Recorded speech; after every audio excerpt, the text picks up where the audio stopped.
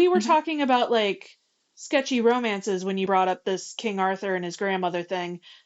That's not them hooking up, right? Like that's not. No, we weren't talking about sketchy. Okay, No, okay, we were not okay, talking about sketchy okay, okay. romances. We were we were King talking Arthur and about his older grandmother don't hook protagonists. up. No, but that's the thing. No. It's King Arthur. There is precedent for King Arthur hooking up with one of his relatives. And okay, let me he double check did that it it's once his before, grandmother. I know and it's it an old didn't lady. work out I well. just had to check. Jordan, you have to double check.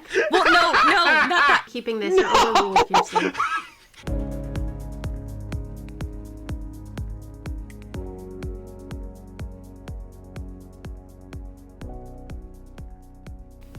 Hello, welcome to Bite Me Fanboy, a comics podcast. I'm Kate, I'm Tom.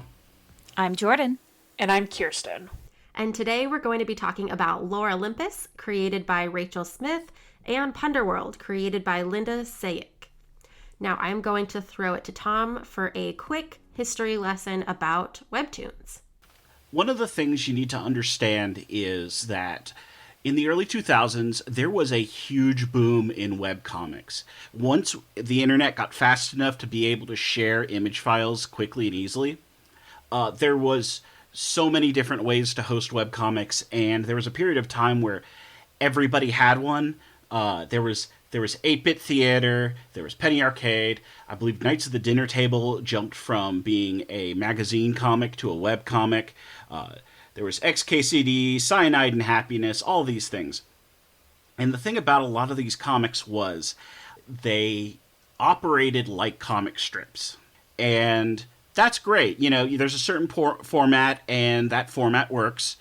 The problem is they weren't using their best options. They weren't doing the best use of their medium. They were recreating an existing print medium online. There are certain comics where you have things like, I believe it was Unsounded, that actually messes with the edge of the comic because each page on the website is in fact the comic panel, and so there are times characters leave the comic panel and are now just part of the web page. And that was a cool thing. But I'm going to think back to, it was a TED Talk, back when TED Talks were interesting, by Scott McCloud, the Understanding Comics guy, and he talked about how webcomics are kind of an entire new field and new era, because when you do these webcomics, what you can do is have a web page that continuously loads image files. You can have a comic that just keeps scrolling, and you don't need to hit another page. It doesn't need to be a slave to that format. You can have something that you just keep rolling through and, use little tricks to hide where the image breaks are. And Webtoon is the site that really took advantage of that. And Webtoon is a site that is designed for you to be able to read a webcomic on your screen. So it's vertically oriented. It's like a phone screen. And you just keep on scrolling down continuously. It's actually sometimes a bit harder to read on a PC, because you got to click and drag or click and scroll or something like that. If you're on a phone and you're reading it, you just stroke it with your thumb and you're just sliding through the entire comic. And Webtoon really changed how people do comics online. And some folks stayed with the gag-a-day thing that you would find in something like Penny Arcade, because, Penny Arcade was successful enough that they didn't need to change. But a lot of people started taking advantage of it, and a lot of comics coming out of South Korea ended up crossing into the U.S. mainstream because of that. That's how we got stuff like what we mentioned earlier, which was Solo Leveling. But Solo Leveling is much more of a traditional action comic and that sort of thing. And one of the big things to come out of Webtoon is non-superhero related fiction. And I will say Solo Leveling, despite the first section being kind of a disempowerment story, it is very much like superhero fiction. And Webtoons involve a lot of other genres, like interpersonal dramas and a lot of romance comics.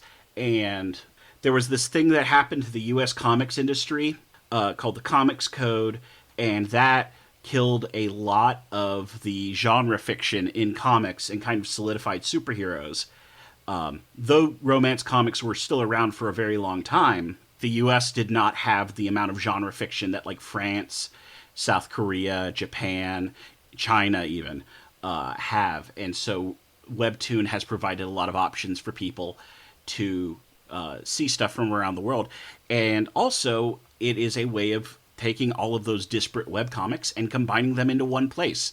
So rather than having to go to a bunch of different websites, you have one website where you can just page through, save them all to one thing, and see which thing you have that's updating. So Webtoon itself is functionally a repository for all of these things that would have been webcomics, but it's an entirely new scrolling format that is designed to improve stuff for users. So that's what Webtoon is, and it's changed how a lot of comics work. Awesome. Thank you. So, Kirsten, can you tell us a little bit about Lore Olympus? Sure. So I do not know the history of Lore Olympus. So I don't know when it started. So Lore Olympus is like a modern retelling of the Hades Persephone story and like a lot of other myths kind of wrapped up into it. So each episode is like one block of scrolling. It's like a chapter. Yeah, it's like a chapter. So there's kind of like two worlds in Lore Olympus. So there's the mortal realm, which is like your traditional toga wearing kind of like ancient Greece Roman style. And then there's like the realm where the gods live, and that's more of like set in a modern look. So like they have cars and they wear they wear modern day clothes, things like that. The story starts out with Hades is going to a party that Zeus is throwing, and he's trying to get his not girlfriend, Minth, to go with him, but she's kind of being rude, and she's like, nah, I don't feel like it, and I don't feel like being seen with you. And, you know, this really kind of sets up Hades as like having a lot of trauma in his life for putting up with this, because he's the god of the underworld. So that's a little strange. So he gets to the party. He's already depressed because she's like hurt his self-esteem. And then his brothers are like equally as terrible. You know, they're mocking him that like he doesn't have a girlfriend here. Nobody wants him. He's like the other brother. So he's not having a good time. I like Lore Olympus because it also shows like a lot of the other gods and goddesses. So like Hera's there, but Hera is also like kind of an alcoholic and is also depressed because Zeus is like constantly cheating on her. And then, like, he shows up, he love bombs her, she's like, yeah, best day ever. And then he's going off flirting with somebody else, and she's like, this bitch. You then have Persephone show up. She also, like, all the characters have their own colors.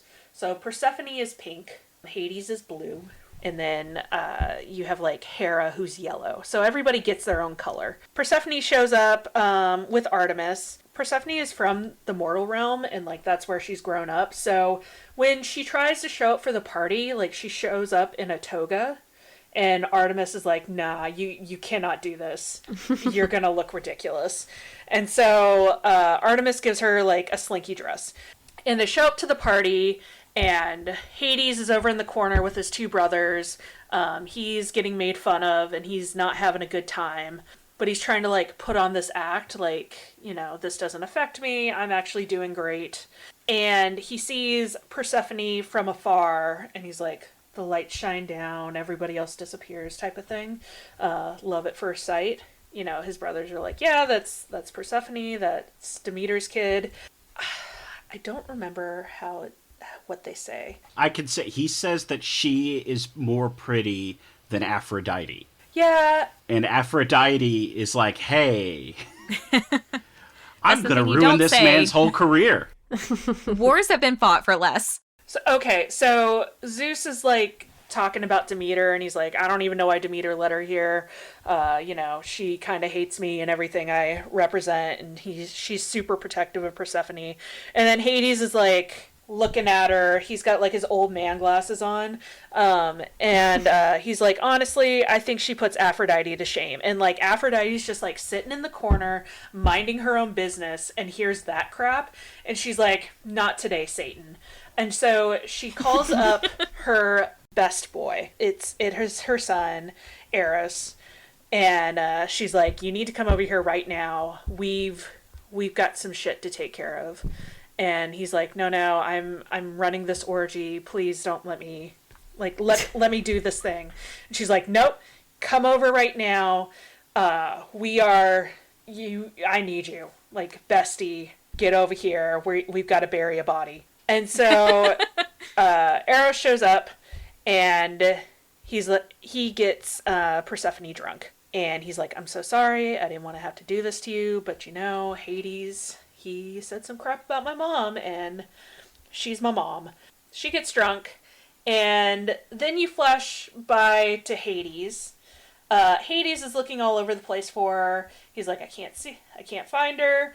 I think I'm just gonna go home, right? Like, this is lame. So he gets in his car, he starts driving home, and he finds Persephone in the back of his car, like, just passed out, because Eros put her there. And she's really sad because she thought they were friends, or trying to become friends. And he's now betrayed her by putting her in this car. But she doesn't know she was in a car because she was passed out. So Hades takes her to his house because he got all the way home before he noticed the pink thing in his car. And so you're saying that you're saying it like there's a Furby in his car. He didn't notice the pink thing. She is like overtly pink and soft and cute. And I'm like, you didn't notice this in your car? Like, your dark, gloomy car? Okay.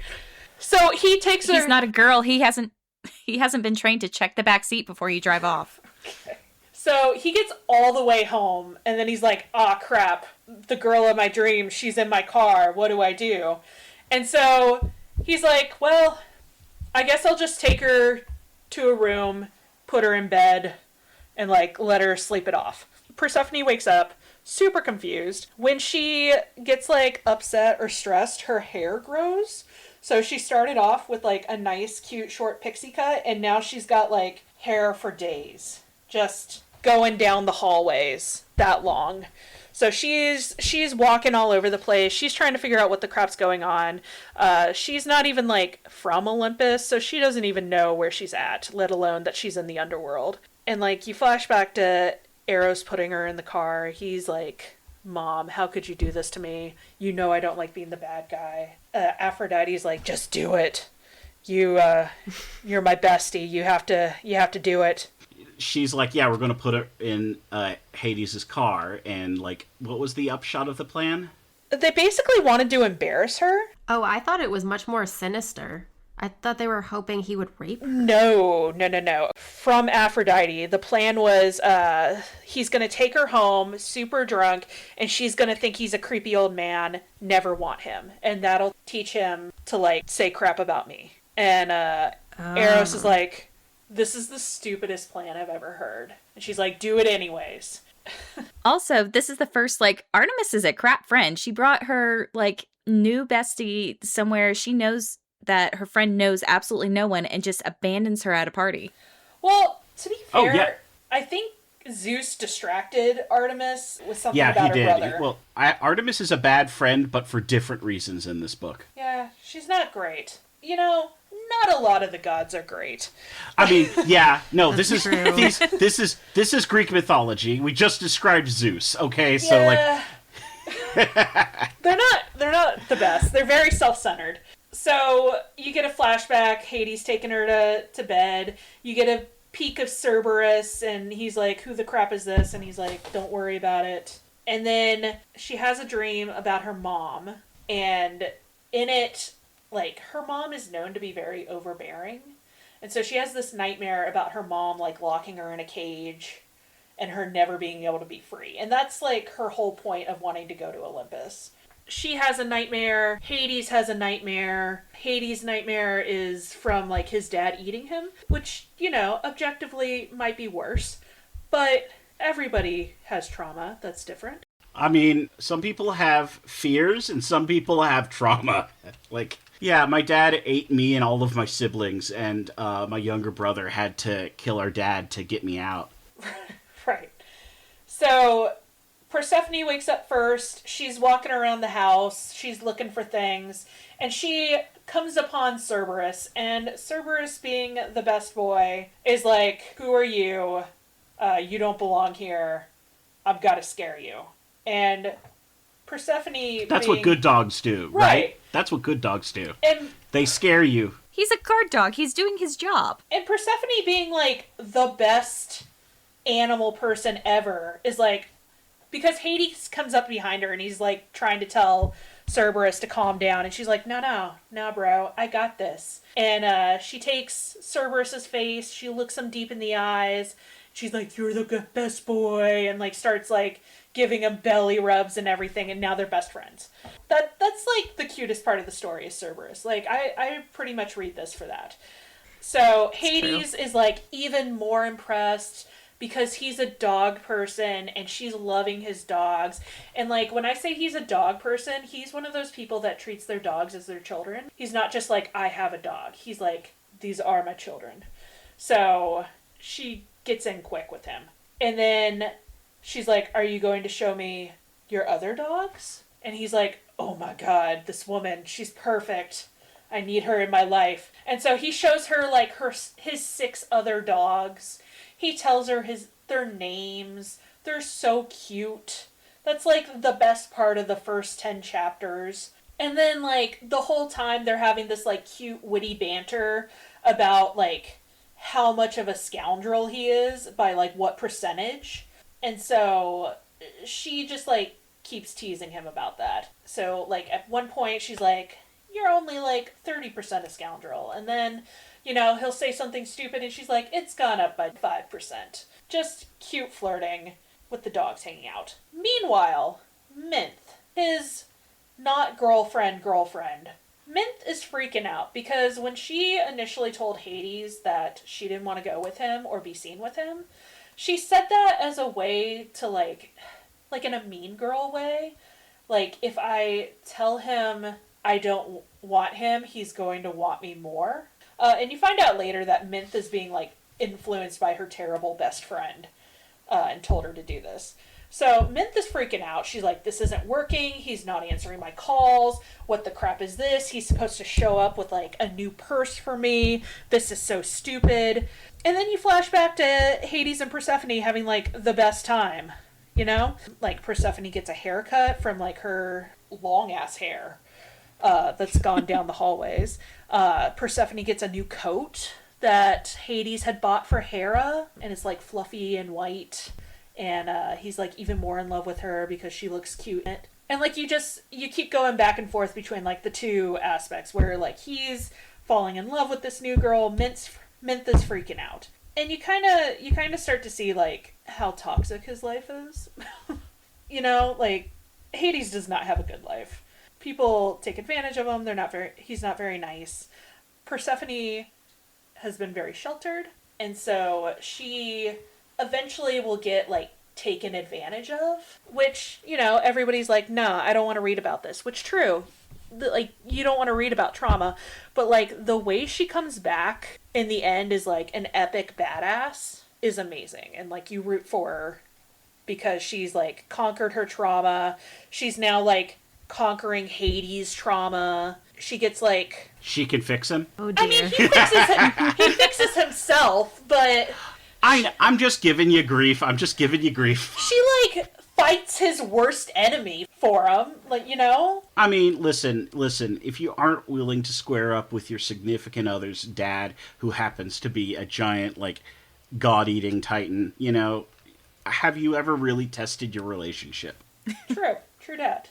But also, what I really like about this is that they drop so many, like, I guess, Easter eggs about mythology in there that, like, if you're in the know, you're like, holy crap, somebody mentioned that. Like, the fact that Persephone's name was Kor before it became Persephone, and, like, they go through the backstory of why she did that. She murdered a lot of people and, you know, decided she needed a new look for herself and reinvented herself with a new name. In real life, Persephone is heavily, like, she is like, the oldest versions of her is what's called a chthonic god, which is a different religion than what we think of as traditional Greek mythology.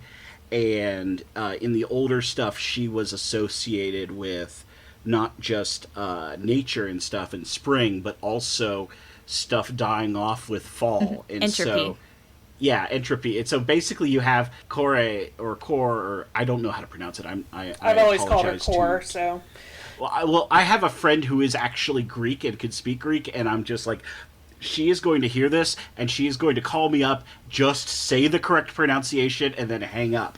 The her killing a bunch of people, I have not gotten to that part in the story. I just read the part we were reading for this. But the fact that that's like, yeah, she in mythology, before she became much more straight up just the spring, she also had a destructive aspect. And so, yeah, when she becomes Persephone, she's not the destructive god, as, that Kore was. As much.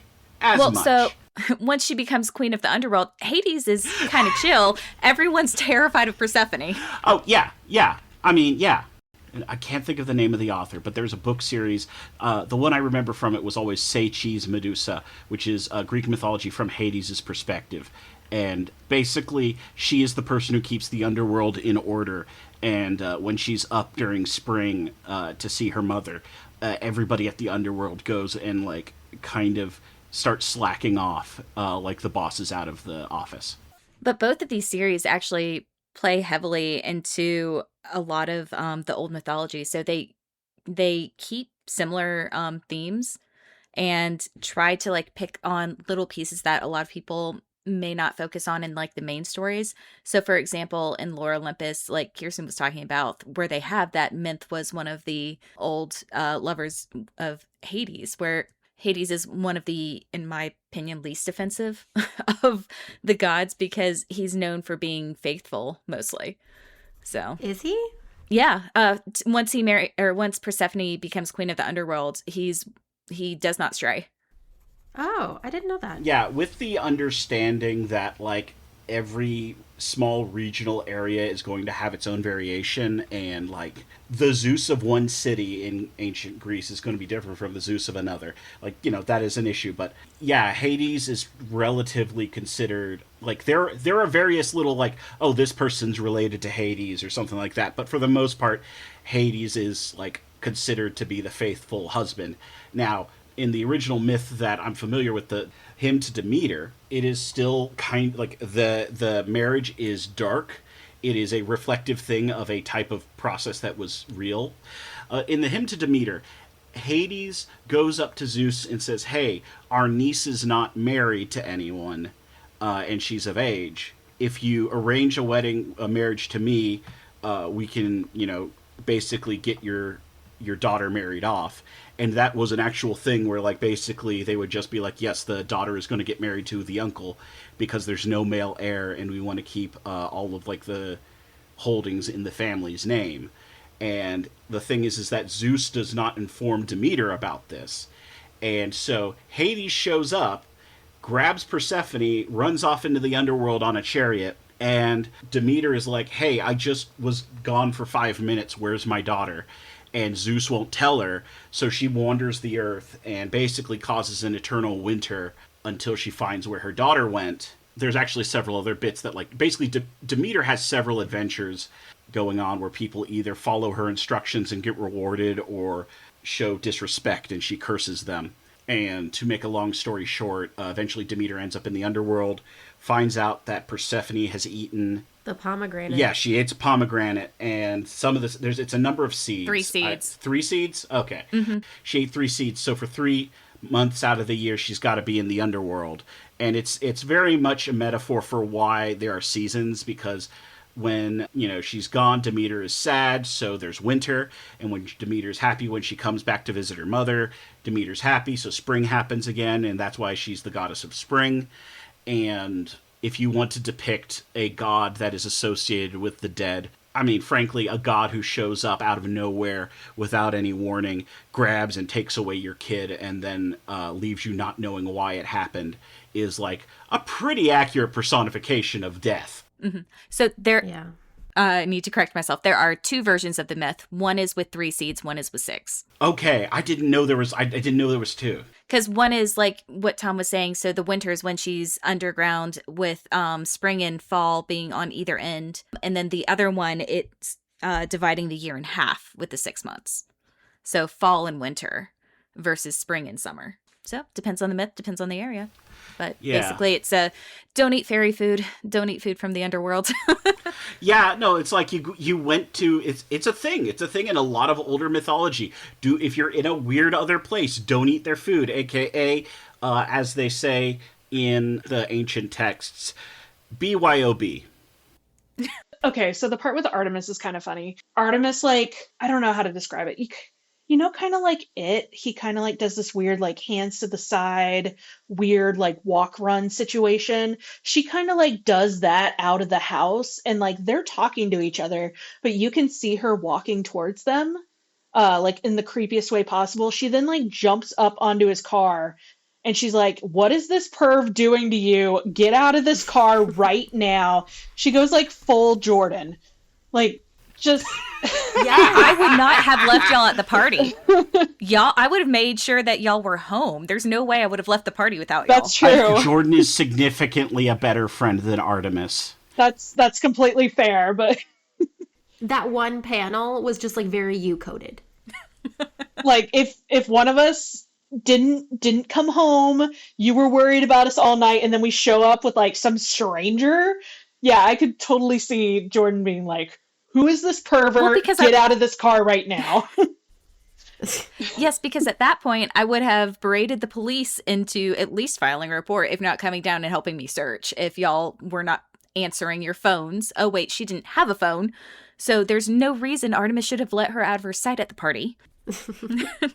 Bad friend. But yeah, it's cute. He gives her his business card, and like she later uses it. But that's the other cute thing that they do, is that it's like a old myth that if you tap the ground 3 times, that's how you summon Hades, or knock on the ground.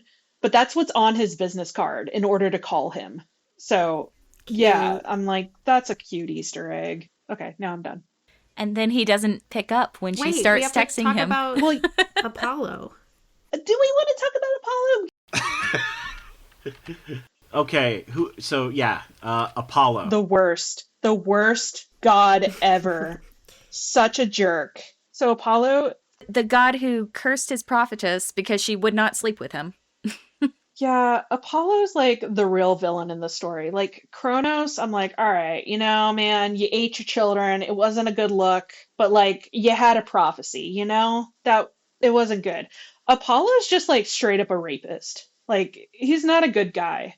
But he is Artemis's twin, and so by proxy, even though Artemis is like, this is a girl-only household, we do not support men, we do not like men, get out of this household. Like, so it's like this podcast. No, we're not that. Yeah, no, but all of her rules about men and all that stuff goes out the window when it's her brother, which is why I say Artemis is a bad friend, because Apollo assaults Persephone. Is a rapist. Yeah, so they kind of like, Artemis is like, all right, you and your bestie can come in the house, and his bestie is Hermes. They show up all the time. Apollo is like, hey, you want me, and Persephone's like, please go away. I'm getting such oh no vibes from you. I hate this so much. This feels very icky. And he just like can't get a hint, or like does not believe that somebody wouldn't want him, like most of the gods. And like, it's very much a power play kind of dynamic. And so to like make it worse, Persephone, the reason why she got to go to Olympus is that she's on a scholarship, quote unquote, that was provided for by it's like the Eternal Maidenhood Society. They've basically agreed, like, we will always be chaste, screw men, we will be pure. And like Artemis is a part of it. And like Artemis is, I think, canonically ace. So like that makes sense for her. Yeah, there's a set of Greek gods who are famous for basically, they are the virgin gods. Artemis, Athena. Is Hestia one? Yeah, Hestia's one, and then Demeter's the other. I have a question about Demeter. Yeah. But... She's in the group. I don't know what to tell you. Also, I think Hestia and Athena. No, Athena and Hestia, I think they're a couple in this. Or like they're living together, or they're like quote unquote roommates. So that sounds more like, so Artemis is typically attributed as the lesbian goddess, and then Athena is usually the ace goddess. Well, Artemis is the one who travels hunting around with a bunch of women out in the woods. So, like, what goes on in the woods stays in the woods. I believe that's what Homer said in the Odyssey. So Persephone has to, like, maintain this image in order to stay here. Otherwise, her mom's going to make her come back and she'll lose her scholarship. So she has that riding on her. And then in the background, she also goes to, like, a university that they have on Olympus. And while she's there, there's like reporters that have found out that she was the one at Hades' house because somebody took, like, a paparazzi took a picture while she was leaving. And so now, even though she made friends, now it's getting weird. And so she's just not having a good time. And then there's Apollo, who's like in her house and she doesn't like it. And she doesn't know anybody, and she doesn't feel like she can really talk to anybody. And he kind of takes advantage of that. And then she feels this makes like a very good representation of like people who survive this, because like they make it a point where Persephone is upset that she didn't say no.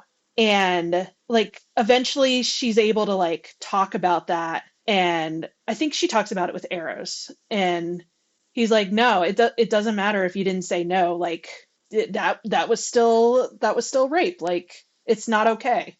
So she has that struggle for a while. She keeps it inside for a very long time. She kind of lets like Apollo gets away with it, and he's still like a weird jerk about it because he's such a super popular god. She doesn't want like people hating her, and she doesn't want Artemis to hate her. And she doesn't want to lose her scholarship.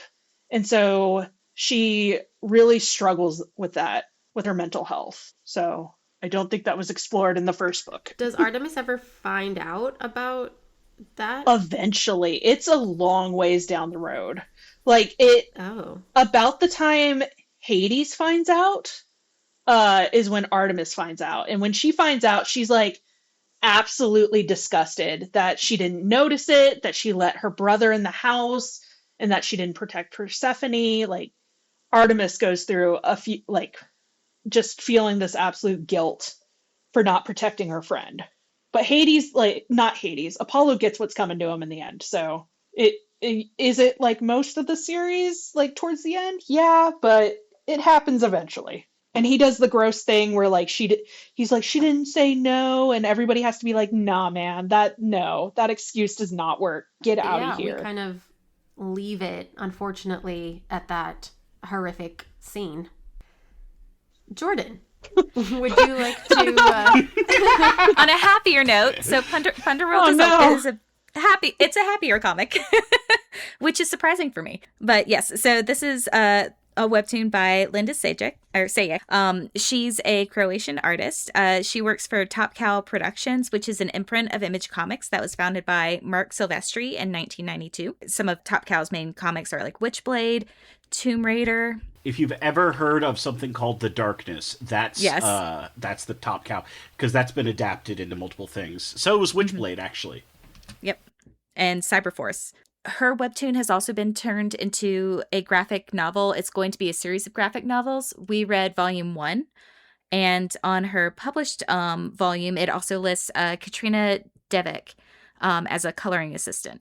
She decided to create this comic kind of as a fun project to help with burnout from making comics in 2019. So this is she has 2 fully creator-owned webcomics. It's this one and Bloodstain. And Bloodstain was the one of her comics she was working on when she decided to take a break and work on this one. So the 2 main characters, her Hades and Persephone, also look like her characters from Bloodstain, which she's like, well, it was an accident, but it worked.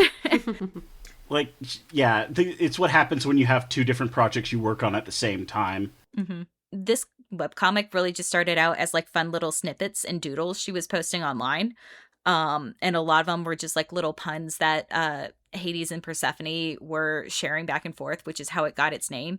And she's like, well, I can't rename it now. So I just kind of think of it as Persephone's Underworld for the name of the comic. So she's said there will be either 3 or 4 published volumes, ideally 4 for the different seasons, about 20 episodes each. And volume 2 is set to be published in February of 2026. So also, if you like her comics on Webtoons, you can buy the published comics, or she also has a Patreon. But yeah, so currently there are 33 episodes on Webtoons, and it's been updated through October 2025. So for the actual comic, this again, it has very similar beginnings and like tones to Lore Olympus because they're pulling from the same mythology, but the art design is completely different. In Punderworld, it's not set in the modern world. It has a lot of older vibes in terms of art style and the outfits people are wearing, although Persephone is in a sundress. But Hades, because he's supposed to be very old-fashioned, is in more of an old-fashioned outfit. And it starts with Hades is explained as not he's going, I don't actually kill people and bring them into the underworld. I'm really a bookkeeper. I'm trying to make sure souls are in the right place. I'm not the scary person. And he's going through a bunch of his ledgers and talking to souls, and he gets this group of souls that comes down and they don't know why they died. So he has to leave the underworld and go to Olympus to see if he can figure out why these souls have died so he can figure out where they're supposed to go. And as he's doing this, Zeus is throwing a party for Artemis. And he gets upset that Hades has shown up to this party that he's throwing and is trying to work instead of relaxing. So he manages to get Hades drunk. And Hades was able to be convinced to drink and hang out at the party because he's hoping that he's going to see this goddess that he doesn't know the name of, but he's been seeing her on and off every now and then for the last 200 years. He just knows that she's related somehow to Demeter, who every time they're about to talk, interrupts them or sends the goddess off to do something else. So they've only had like little bits of conversation here and there. And then we cut to Persephone, who is begging her mother to let her go to this party because Artemis is her best friend. And she helped design this party because it's a party to celebrate Artemis, and she knew exactly what her friend would want. And she spent a bunch of time and effort to make it something beautiful, and she wants to see everyone enjoying it. She also is not telling her mother, but is hoping to see Hades, who, again, she doesn't quite know who he is because her mother has lied to her about who he is. But she she's thinks still he's a minor god. She's like, oh yeah, he's a minor god of something. Yeah, you don't need to know who he is. But Persephone is hoping to go to the party so that she can see him. Eventually, Hades has talked to Zeus and decided that he's going to go to Demeter. And he's going to ask specifically about Persephone and ask if he can court or marry her now that he is significantly drunk because she is not at the party. Zeus thinks this is a bad idea, and a better idea would be to surprise her and just take Persephone away. Yeah, better idea. Yes. So he decides that he's going to go ahead and send a gift to Persephone on Hades' behalf. Hades, however, is not registering that this could be a bad idea. He's convinced that he's just going to go and talk to Demeter and everything's going to be fine. However, as he's approaching Demeter and Persephone's home, he sees Persephone run off towards the lake because she has had this fight with her mother about not being able to go to the party. And so he's like, well, she's running off for some reason and she seems upset, so we're going to follow her. And that's when it clicks that that Zeus has sent a gift to surprise her. And he catches sight of her. He makes himself invisible because he doesn't want to scare her as he's following her. And he sees what Zeus's gift is, and it's this chariot. And Persephone, who is very curious and sees horses that are really pretty, goes up and goes, hey, let's pet the horses. And he makes himself visible to try to stop her from touching it, but she's already touched it. And so the chariot kind of like grabs her and sucks her into it. And Hades manages to catch her, and now they are both on this chariot that is uncontrollable. That it's also a callback to the myth that Tom was talking about earlier, where Hades grabs her, puts her in his chariot to drag her to the underworld.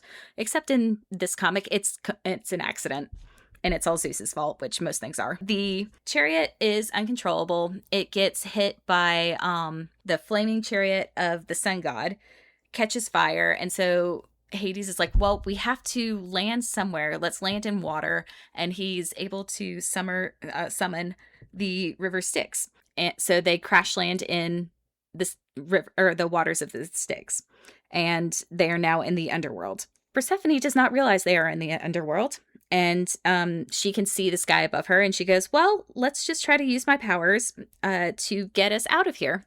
Which her powers include growing plants. So she attempts to grow plants in the underworld, which causes the cavern they're in to collapse and gets them separated. We get a little snippet of Chiron, who is the ferryman for the underworld, and we get an introduction. And I really like the character design because it's the person. The mask that they present is based in it's a beard that they can put on and off.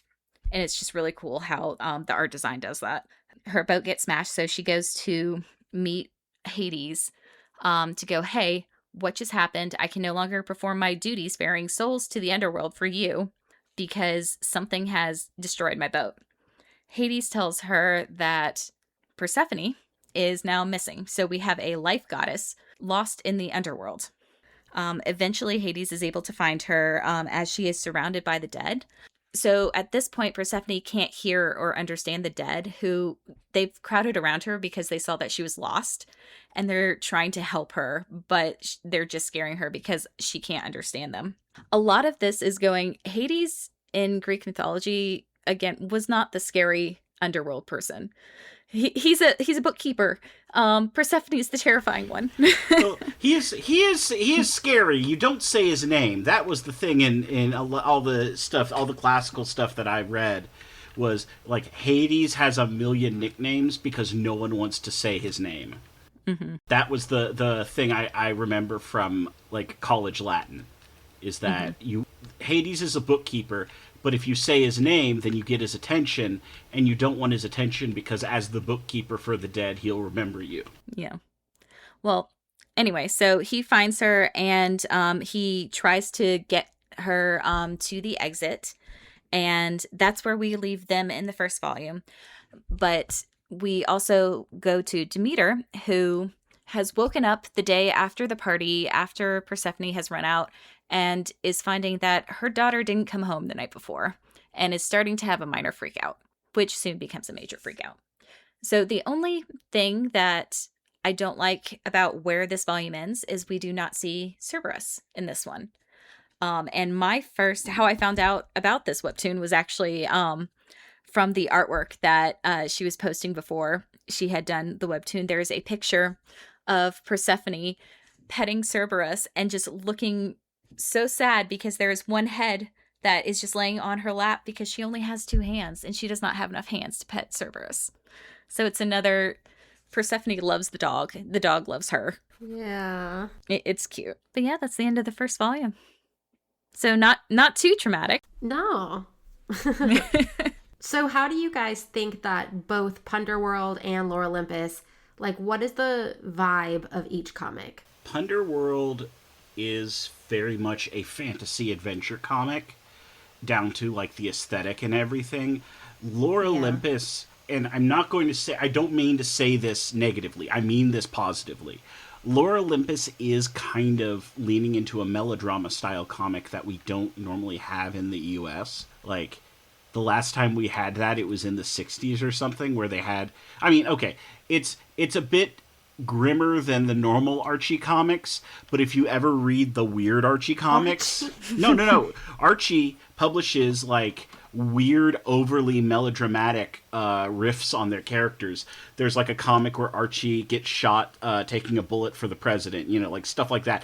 And honestly, that's about the only major comic I can think of in America that's like published regularly in America that has a similar tone to Lore Olympus, and I think that's part of what made Lore Olympus really like popular is that it was a part of a story. It's a type of story that a lot of people wanted but weren't getting. Interesting.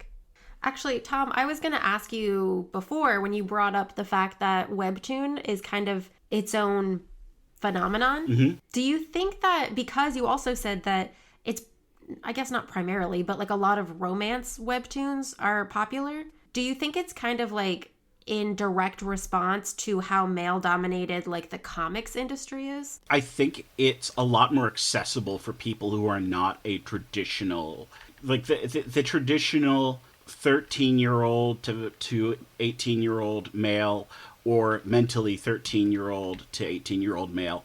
It's not either of those, or it's not for either of those, and those are markets, and those are people who, there are stories that they'll be happy to read. It's just they don't know that they exist and they don't know where they are.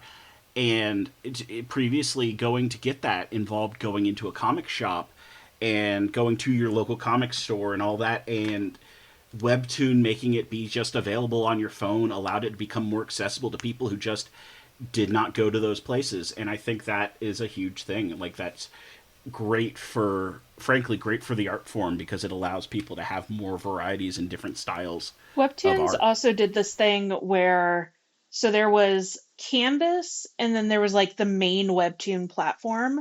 So Canvas was where artists could host their comics, just upload whatever they wanted within the guidelines.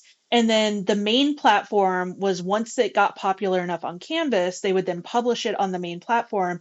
And that's where the artist could actually start making money. So it opened up like a very like easy way for people to do their art. And it also, I don't know, for some reason with Webtoons especially, it's not just that it's like more romance. There's a lot more queer stories in it, like way Oh. more. So, Yeah. and like people vote on which webtoon that they want to go from Canvas to the main platform. That's a really good point that I didn't even know. Yeah, the thing I was going to say is that in terms of the big two comic publishers, that being Disney and Warner Brothers, or whoever owns Warner Brothers at this given time, because Marvel is Disney and DC is Warner Brothers. Those two, if they have anything that's not a straight couple or traditional couple, it is a very specific niche one, and writers will have to fight tooth and nail over it. Sometimes you get very lucky and you have something like Young Avengers, which is able to tell its story and not have anything like have editorial on board with it. But like, especially in the years of Marvel under Ike Perlmutter, there was a lot of also, and Jim Shooter was another one who, like, under his rule, Jim Shooter famously instituted a "there are no gay people at Marvel" rule, and so going independent with independent comics was the way to do it. And again, unless you are looking for stuff in a local comic shop, and the local comic shop, especially because indies are not the same sort of like everyone stocks them. You got to find a local comic shop that will stock the thing you're looking for. It's like Webtoon has the Webtoon and online, basically online comics, has made it way more accessible. Mm-hmm. Also, if you do have a local comic shop, they have these things called pull lists, which are fantastic. And you can ask them to like order you certain things if you get it within the specific time. So talk to them if you can't find something on their shelves. Talk to whoever is working behind the counter. And they like it when you have a pull list as long as you show up regularly or semi-regularly and actually pick up your items because it means they have a guaranteed sale. So then I guess, do you think that the Webtoon kind of boom was then a response to people wanting more queer content? I think that a lot of there beyond just the indie stuff, like it is an entire venue and avenue for people who have been looking for something like this. Also, I'm going to be honest, one of the big issues that a lot of people have with comics is if you are working for one of the major comic companies, it is work for hire. You do not own whatever you make, and if you're doing something like independent, which is, it's good, but it's very hard to break into, or, you know, you're doing Webtoon and you're doing the Canvas thing. And of course, I maintain that we don't want to have one company that runs everything. And so I do have issues with Webtoon as a company, but as a platform, having someone who is not part of the very small Western comics scene being able to publish stuff, that also has changed a lot of how comics work. That's true. I guess more people would, well, this sounds stupid to say, but like more people want to control their, intellectual property. Yeah. No, I mean, it's the thing is, like, people want to be able to say they own what they've written because, they're invested in it. The fact is that one of the guys who created Batman basically didn't get credit for it up until, I want to say, I don't know if he was alive when he finally was getting credit for it. But, like, okay, so first of all, I just double checked. Yes, Bill Finger was dead by the time he got decent credit for creating Batman as a character. He died in 1974, and I remember his name being added onto things during my childhood. So he died before he could get credit. But Roy Lichtenstein, he would do these various comic panels, repainted onto a big canvas, and he made millions. He did these huge openings. He got all sorts of awards. His stuff is still at, like, the Tate Modern Museum and stuff like that. Extremely successful artist. He is literally just tracing other people's art. And the artist who he was tracing from in, like, one of his more famous pictures, I believe it was Irv Novick. Irv Novick, after people complained and said Roy Lichtenstein needed to credit the person he was tracing, he did by inviting Irv Novick to a gallery opening. Irv Novick was not able to attend because he had to get a bunch of work done because he had no money and needed to be able to make rent at the end of the month without being evicted. So Irv Novick did not get to go to the major art opening of a guy who traced his art because he was not able to live more than paycheck to paycheck. And what a sleazeball. Yeah, no, I that's Roy Lichtenstein's a scumbag, but, like, that also tells you how little you get paid in the comics industry. Like, this was, a long time ago, but that's still pretty much the thing. And that's why the creator of the Winter Soldier, so Ed Brubaker, who created the Winter Soldier character for Bucky, basically he wrote about how Bucky turns into the Winter Soldier. He wrote that comic. He is prolific. He is one of the trendsetters for Captain America, hugely influential comics writer. He got paid more for a cameo in Captain America 2 than for anything he ever did with Marvel. There's a reason, even if you're making peanuts and you're making so little as a Webtoon creator, like, you could be making better than what you would be making at Marvel. Yeah. Speaking a little bit about the art, I know that the art style influenced Jordan specifically with like which retelling you preferred. So do we want to talk a little bit about the art and kind of like how each comic kind of uses art in its storytelling? Yes. Mm-hmm. And one thing I did forget to mention, where in Lore Olympus, Persephone's hair grows when she's upset, all of the characters in Punderworld have crowns. And so Persephone's specifically, it flowers when she's happy, it becomes thorns when she's upset, or when she's angry, and then when she's upset, she starts like losing petals. So I thought that was really fun. One of the things that's interesting about the art, they're different styles, but it's clearly two different artists' take on the same sort of situation. You have one artist who makes these, in Lore Olympus, these characters, they're all very bright colors, they're all very specific colors, and it's so they have the, like, aesthetic and vibe to fit these things, and their faces are all very expressive.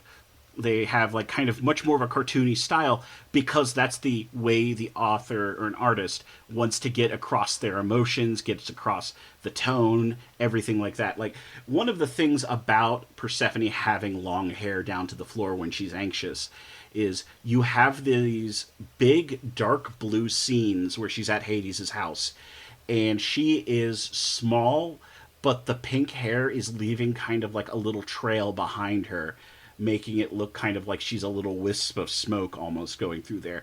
And that is a very interesting way this comic uses to like try to communicate tone and feeling. And then when you have Punderworld, the visuals are much smaller, where they have the crowns doing things, but like it's trying to accomplish a similar thing, but also because of the art style, it's much more, for lack of a better term, like trying to do classically realistic art. It's not cartoony. It has like kind of an anime influence, I think, in how they do eyes. So she did cite Ghibli and Disney as part of her inspiration. Yeah, and that's like very clear in how a lot of these characters look. But yeah, it's still trying to do much more of a modern world, like reflecting a real physical object as opposed to being expressionist. And those are both good at doing different things. Like doing a realistic look helps ground something as looking like it's a real thing. Like, you know, I mean, it's very basic, but you know, yeah, this makes you believe the fantasy stuff is a bit more real. On the other hand, the cartooniness is about cutting through, rather than convey something that is realistic, it is about communicating the feelings to you as directly and clearly as possible, you know? Mm-hmm. And also, so in both of them, both Lore Olympus and Punderworld, there are different color palettes used for the underworld that make Persephone specifically stand out. Yeah. And conversely, make Hades stand out when he's not in the underworld. Mm-hmm. Right. And I also caught, and I could be totally off, but I thought that by assigning each character a color in Lore Olympus, it kind of like you immediately associate that color with that god or goddess or whoever, like that character. And so if you see something that's kind of like moody and deep blue, you're like, oh, that's referencing Hades, or like you immediately think of that character, which I thought was like a good way to kind of like make these characters very, I don't know, I guess like permanent. Yeah, I think because there's so many gods, like the colors really help tell who's who. Right. Like all the gods that hang around Hades, like Thanatos and Hecate, like they're all a bluish shade. Like, and Kronos is blue. So most of the underworld gods are either like a grayish, bluish tone. And then most of the Olympus gods are very colorful and bright. Yeah.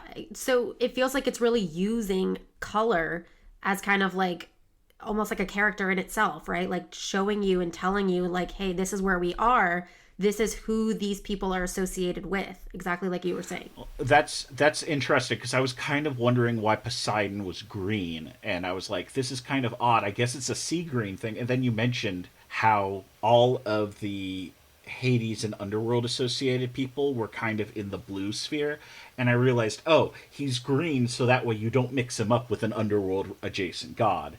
And that's why he's green. Yeah, and I'm like, oh, that's why. I think his wife is a green tone as well. Yeah. Yeah. And then like Zeus is purple because he's the king. And then, you know, aren't Artemis and Apollo the same color? No, Artemis is a darker color. But aren't they both purple? Oh, yeah. Sorry. Yeah, they're both kind of like a version of purple. Artemis looks, at least to me, like a darker purple, but they are both purple. Yeah, and then Aphrodite and Eros are both pink. Yeah, and also Artemis and Apollo are both kids of Zeus. So, you know, Zeus is purple as the king because it's the royal king purple color. And so you end up with his kids being purple. And so Lore Olympus actually has a larger cast than Punderworld. So Punderworld tends to focus on Hades and Persephone. Demeter and Zeus are kind of off on the sides. They interact very briefly.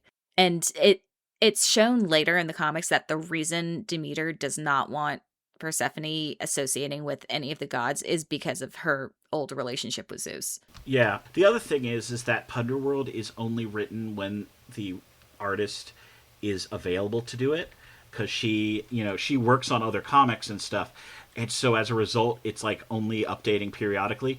On the other hand, Rachel Smith, like Lore Olympus was her career, like that, her whole thing. That was her job, and so there's so much bigger, it's so much more because she's dedicated more time to it, and as such it's finished. Like Lore Olympus has had its ending and everything, but Punderworld, because it's only written when, you know, the authors of available. That's why Punderworld hasn't ended. Why do you think that Lore Olympus became such a phenomenon? Did it come out during the Percy Jackson stuff? Which Percy Jackson I have no stuff? The idea. books, I think so. I think, or the movie.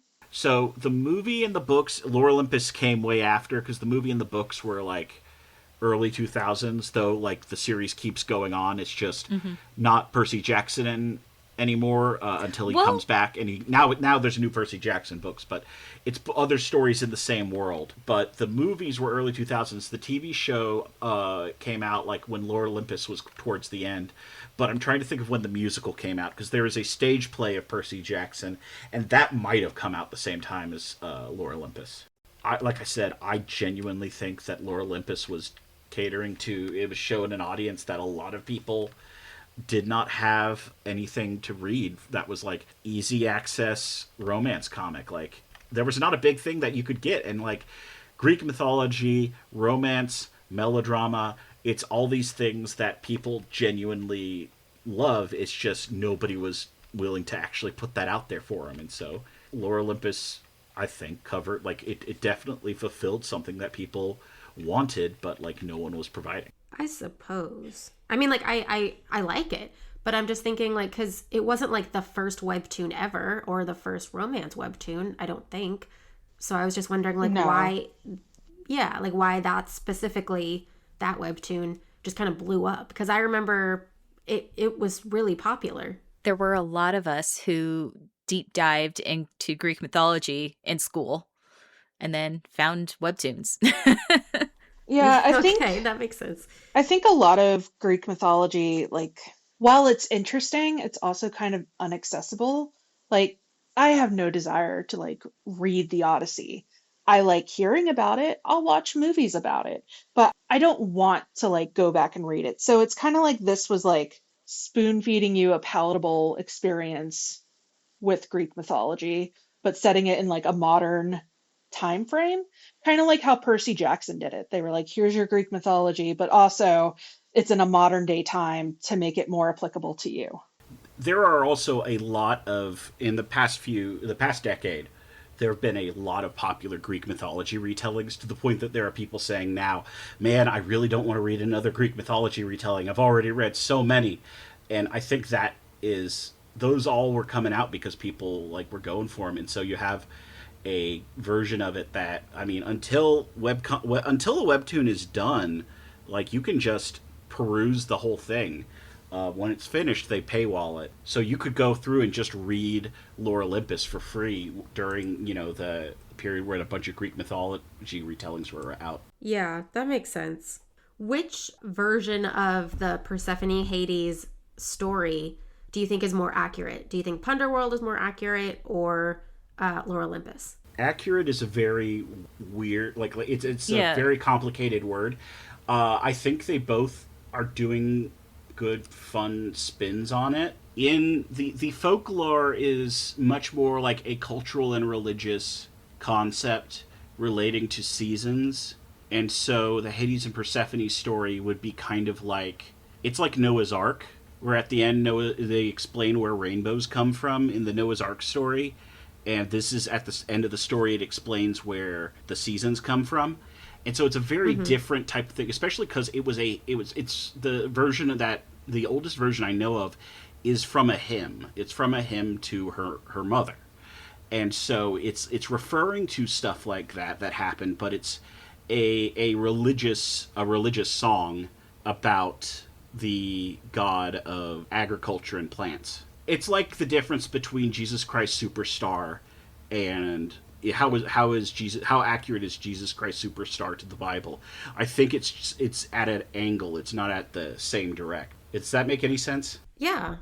Yeah, that makes sense. Yeah, I think because, like you were saying, Rachel Smith had, like, this was her only project. She was able to kind of, like, really dig into the mythology of it. And so she was able to throw in those Easter eggs, like, that I was talking about. Because, Mm-hmm. like, towards the end, there's a lot of characters that are actually Titans that I may have heard their name in passing, but, like, I didn't really know about them.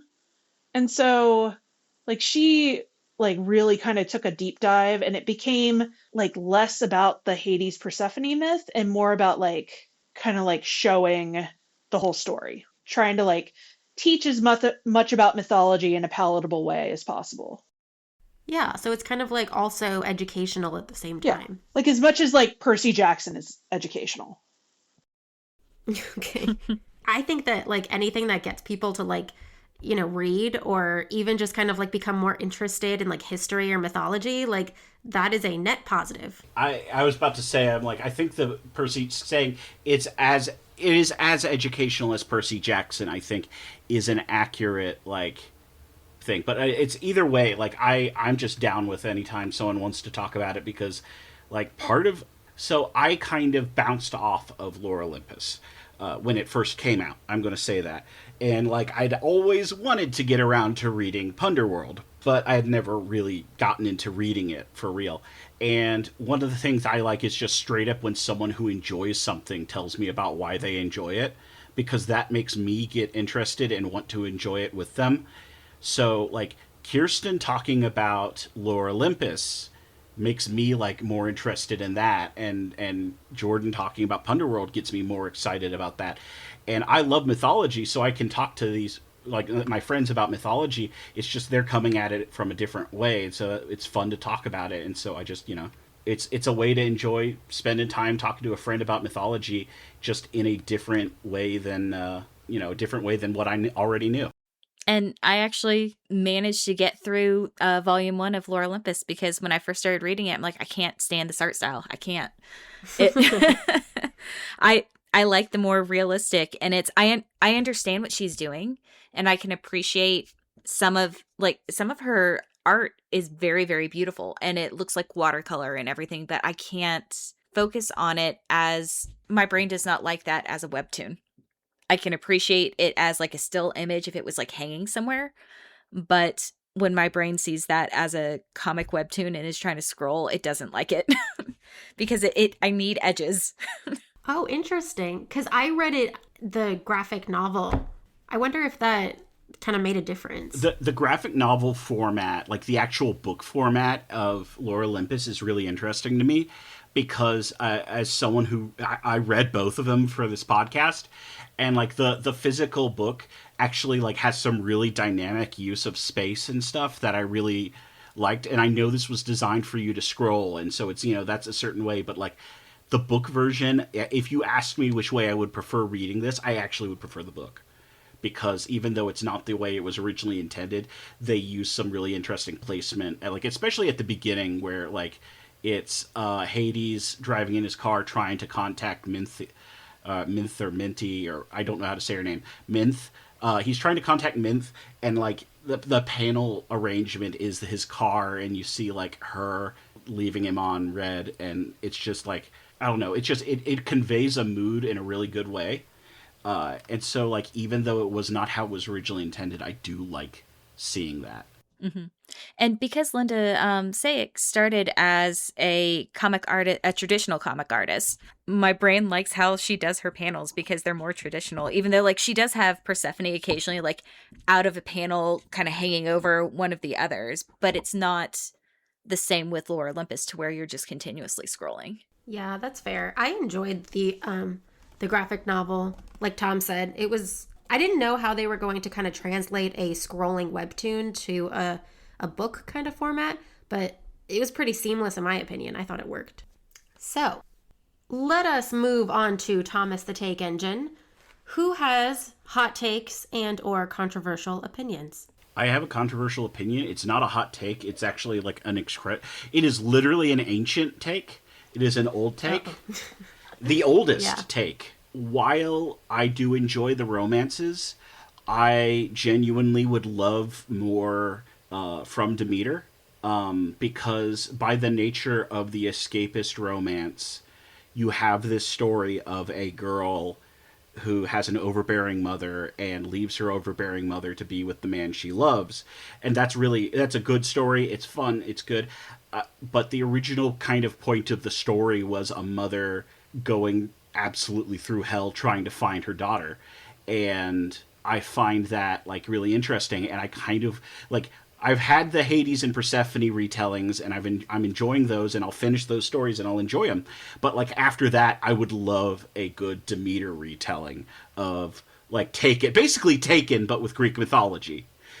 How far did you get with Lore Olympus? Or not Lore Olympus, I'm sorry, with Punderworld? Because she I goes got into up that to the volume. end.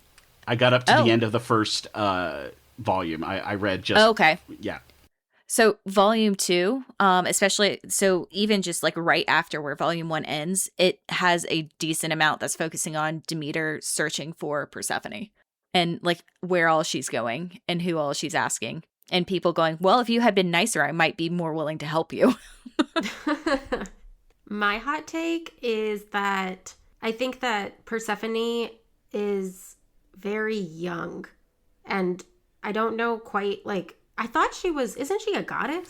She is is, a but goddess. even she's a younger goddess is what, especially in Punderworld, what they're trying to portray is because she's a second generation where like Hades is one of the originals, Demeter is one of the originals, I believe. They're siblings. They're mentioning that she is as far as goddesses go, she is a fairly young goddess. So in Lore Olympus, they actually put a number on it. They say that she's like 19 and he's like over 1,000. And I think Artemis is the one that says that. She's like, you're basically dating the Crypt Keeper. Listen, you would be so lucky as to date the Crypt Keeper. He has a job. He clearly loves his job. Because And you he's hear how loyal? much that guy laughs. He had a show on TV for like 9 seasons or whatnot. Maybe actually it was more like 5. But he had a show on TV. You know, I think the Crypt Keeper is actually a pretty good option if you're going to marry someone who is immortal. Especially because you're probably going to be dealing with a partner who likes to make terrible jokes and terrible puns. And frankly, that's what I look for in a partner. So, you know, don't knock the Crypt Keeper. It's definitely not because I'm a huge fan of Kevin Yeager, the special effects artist who made the Crypt Keeper. But with the age thing, I like in Punderworld how they're like, well, they've known each other for like 200 years on and off. So yes, she's a young goddess, but she was an adult before the last 200 years when they've been talking. Yeah, so Punderworld actually does it in a kind of, she seems a little bit more mature than Lore Olympus. At least that's how I kind of read it. 100%. So and that was one of the reasons I liked it a little bit more. So it's like she's a little bit naive just because her mother's kept her so sheltered, but she is an adult and like can relate to people and knows what she's about. Yeah, I thought that in Lore Olympus she kind of came off as like a little bit like a child. I kind of thought she was like a homeschool kid that's gone to college for the first time. She does have big she has big Like, homeschool and you kid know, energy. I really felt for that, so maybe that's why I liked this, but I was like, I see you. Oh yeah, that's cute. Yeah. Also, it's a thing with escapist fiction where your character in an escapist fiction is always like somewhere between like 18 and 24. Just, you know, unless you're going with like a younger audience, in which case they're like between 15 and, you know, 19. Well, so it depends on the genre and the decade that you're writing in too. Because there are a lot of like urban fantasy where the main characters are like in their 30s.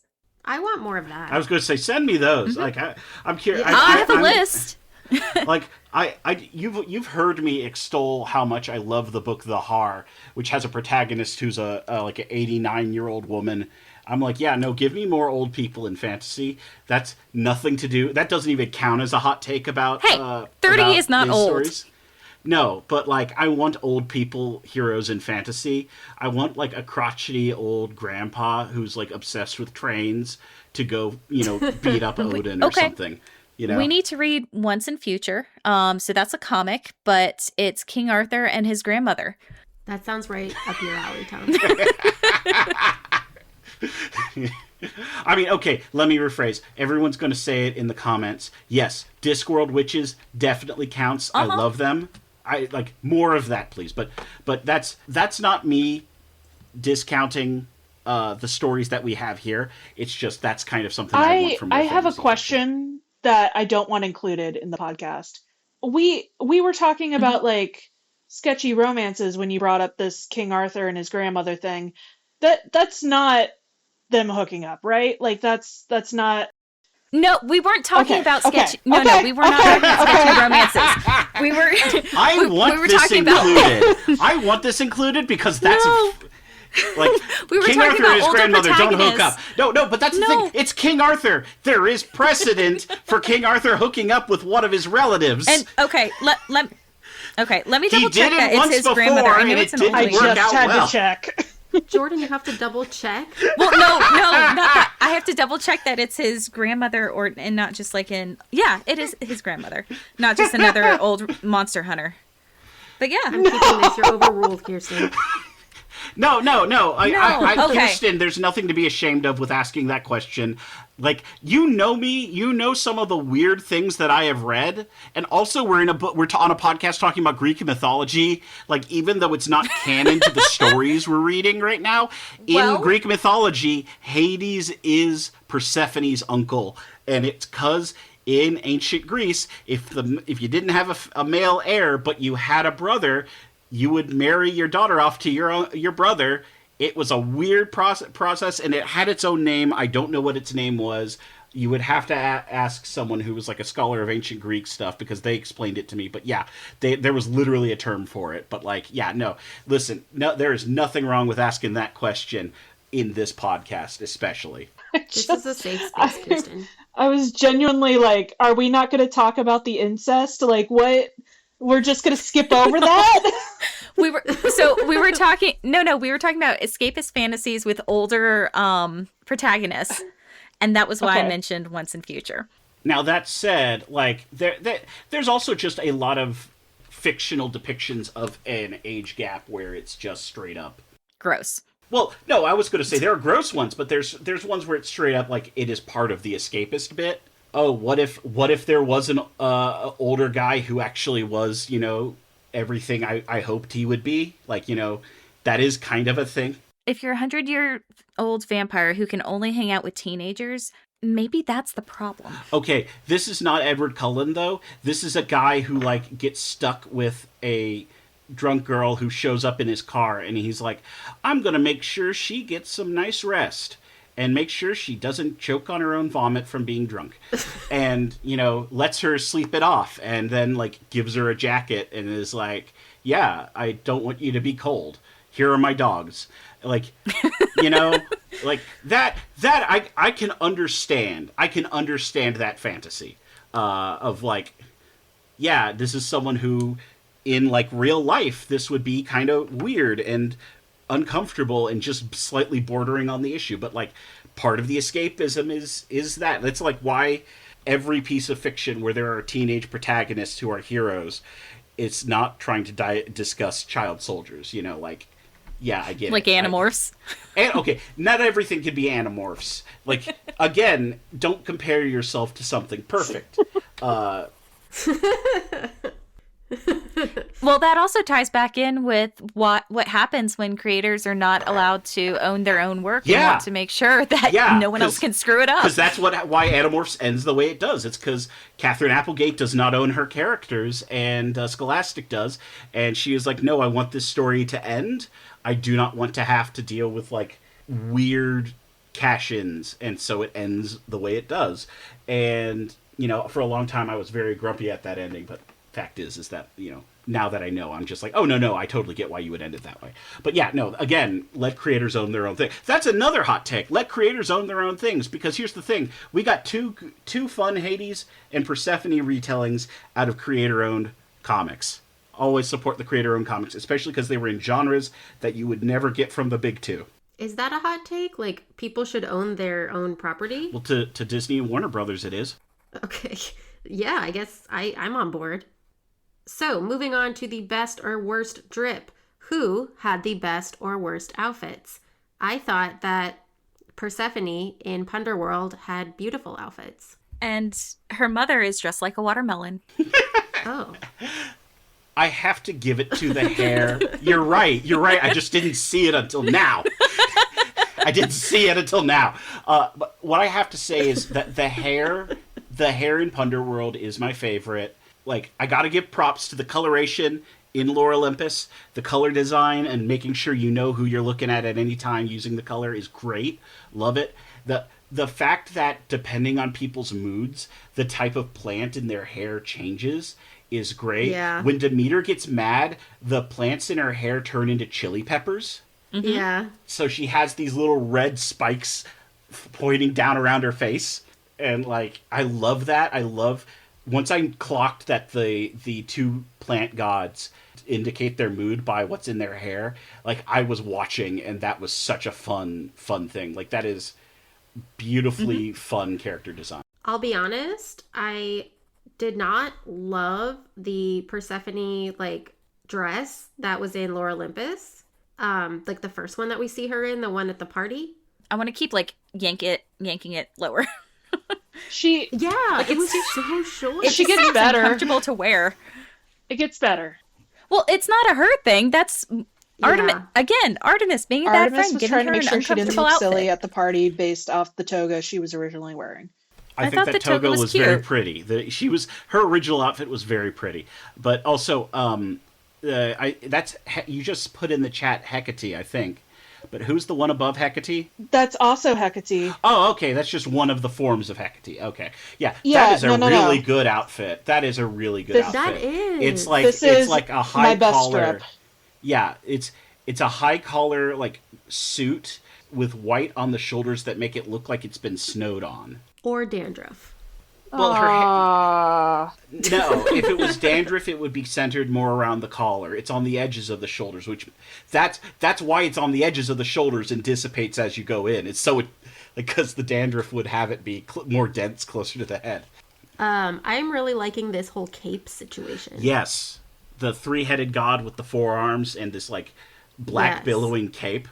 Yeah, as the three-headed god Hecate. Yeah, that's a great look. So Yeah. the first book, like, Hecate's there, but like not in all her magnificence. Like, as you go along, like, she's the snarky, I guess, vice president of the Underworld Corp, and she basically runs everything. But she's the Titan of Death. She's a goddess of magic. Magic and crossroads and travelers in real mythology, like not in the series. So she might be like vice president of death. Yeah, I think Thanatos is the god of death, because Hades is not the god of death. Correct. He It does is all the other Thanatos. things. Oh, she is the goddess of We've witchcraft. been over this. He is the bookkeeper. He is the actuary, the actuarial accountant of the afterlife. He makes sure everyone's in their proper place. But yeah, Hecate is great. I love her look. I wish you guys would have read more to like really see her. I'm always a sucker for a witchcraft based triplicate goddess. Gonna be honest, that's part of what got me into reading The Wicked and the Divine. That and how they depict Lucifer as looking like David Bowie. Because I'm like, yeah, if you're going to have someone come in as the dark seducer of a generation, that's a way to do it. How badly do you think we're going to scar Kate if we make her read that? Depends on how far we go into the series. Okay. I just wanted to add like a caveat. The three-headed look that Hecate is sporting, that's actually her party look. The top that one, at the party and I missed it? different party. Okay. But yes, that is a party look. The top one is like her business attire.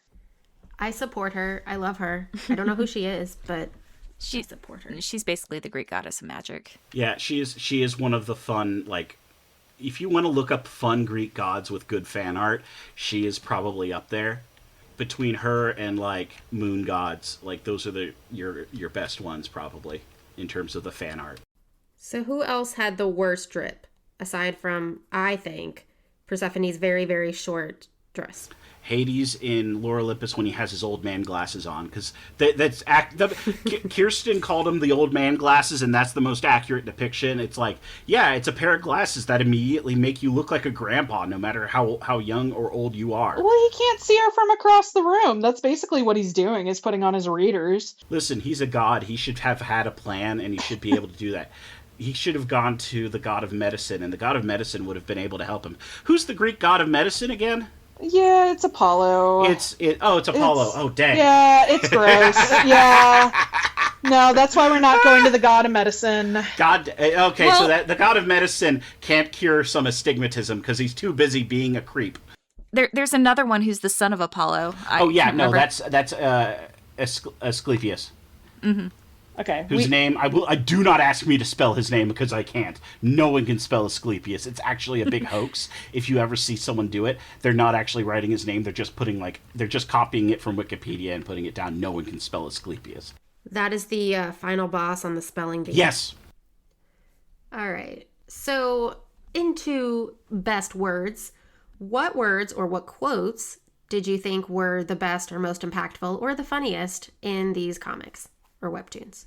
I think the best is, but you need like the picture with it is the only thing. When Cerberus is like, I'm gonna fuck you up, Persephone, and then she's like, who's the best boy? And like everybody's like on the floor having a time. I think that's like the funniest. Like that's like a pure representation of like a dog person. It's like your dog's not gonna murder Yeah. me. I love dogs, and now we're on the floor together. I got my favorite words, which is you get out of this pervert's car right this instant. I'm watching you. And that's what Artemis says when threatening Hades when Hades is taking Persephone home. While she's doing like the it crawl over there, like Yeah, she's doing the slow approach. She's doing like a slow approach from the distance with her arms out to the side. Yeah, it's like she just slams against the front of the car. I think that was my favorite part too.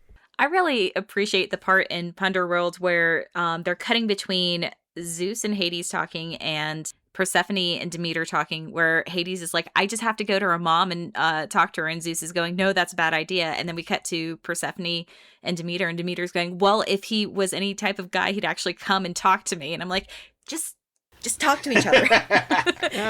Because he tries to do the right thing and he gets derailed. I love also if you read it online, you get a great little like what if scenario where it's like, what if Hades had just come and asked and none of this happened? And it's great. It's just like, she's like, okay, well, if you want to date my daughter, you have to do 12 labors. And it's like, oh, Hades now has to do the 12 labors of Hercules. And I'm just like, that's great. I love it. It's like a very funny, like little doodle, a one-off doodle. Mm-hmm. All right. Instead of adaptation analysis or casting corner, unless you guys want to talk about possible adaptations of this, I was thinking, why don't we tell people what they can read in the same vein of these kind of stories? So like if they liked this, what else can they check out? So I'm going to be a parody of myself and say a comic series that I always love, and it's not a technically like straight adaptation, but it brings in the mythology in a way that the comic previously didn't. But the Walter Simonson era for Thor, because previously Thor was like tangentially Norse mythology, but it really gets into actual Norse mythology when Simonson took over. And that's when you have the idea of like, what's Ragnarok? Is Ragnarok going to come? And yeah, like basically it's about the Norse gods gearing up for Ragnarok. And it's still a Marvel superhero comic. And it opens with space aliens, but it's basically transitioning from Thor being a guy in space to Norse mythology in the modern world. And I believe like the second or third major arc that happens in the Thor comics under Simonson is like a kind of sort of parody of romance comics where they're doing the Midsummer Night's Dream thing where everyone is cursed to fall in love with the wrong person. I think it's Midsummer Night's Dream. That's the Shakespeare play with that premise. It's like all sorts of stuff, and it's very much like Norse mythology shenanigans. So a book series I really liked that was another like Persephone and Hades retelling was The Star-Touched Queen by Roshani Shatsky. But it's I can't tell too much. It's very much the main characters have been reincarnated into their bodies, and they're trying to like it's one of the stories where you're getting snippets of their old lives and they're trying to put the pieces back together as to like who they are and how they fit together. and one of the characters knows and the other one's trying to figure it out. Oh, another one that's good. Wonder Woman: Eyes of the Gorgon. If you want Greek mythology in the modern world, it's really good. It is Medusa being brought back to life for revenge for getting killed by Perseus. Wonder Woman gets in a whole fight with her. It's really good. It's a really good dramatic superhero story / Greek mythology story, because it's exactly at the intersection of those 2 points. And if I can, I am going to make y'all read Eyes of the Gorgon for this podcast, because it is. You're just going to be like, hell yeah, for like, an entire book. Yeah, it's been a while since I've read that one. There's a book that I've always wanted to read, and so I'm going to have to read this and like respond to it or let you hear back about it. And I found out Will Eisner, who is one of the most influential comics artists out there and writers, in comics history. He fundamentally like changed how a lot of storytelling is. He did an adaptation of the Sundiata Keita, which is a mythological epic from I believe Mali, and I know the Sundiata, and I'm like, wait, there's a comic book of the Sundiata written by one of the like the most influential comics artists. I'm like, I gotta look this up. I really hope it's good, because like, it's the only time I've seen someone say, yeah, we're going to do it. Yeah, it's Sundiata, The Legend of Africa, The Lion of Mali, as retold by Will Eisner. I have to get a look at this, because that just sounds like I literally just heard about this, and I'm like, this is exactly the kind of thing I want to read. Kirsten, do you know of any other webtoons that kind of have this same vibe? I don't know of any other like Greek myth ones, but like there's one that's got the same romance vibe called Midnight Poppyland, and that's got like girl who comes from the countryside but is very like spunky, and like she just happens to meet this boy who's in the mafia, and she accidentally picks up something that he was carrying because they bumped into each other, and so now he's got to go find her, and she's also a reporter, so she somehow like finds out about his world and gets caught up in it. But it's got like there's the cute queer best friend, kind of like Eros, and like the broody but funny boyfriend like Hades. So it's got the same vibe with like the same drama, but it's not Greek mythology. All right. Does anybody have any last thoughts before I wrap us up? Okay. Thank you for joining us on Bite Me Fanboy, a comics podcast. If you enjoyed the show, don't forget to subscribe, leave a review, and share it with your fellow comic fans. We'll see you next time. Bye.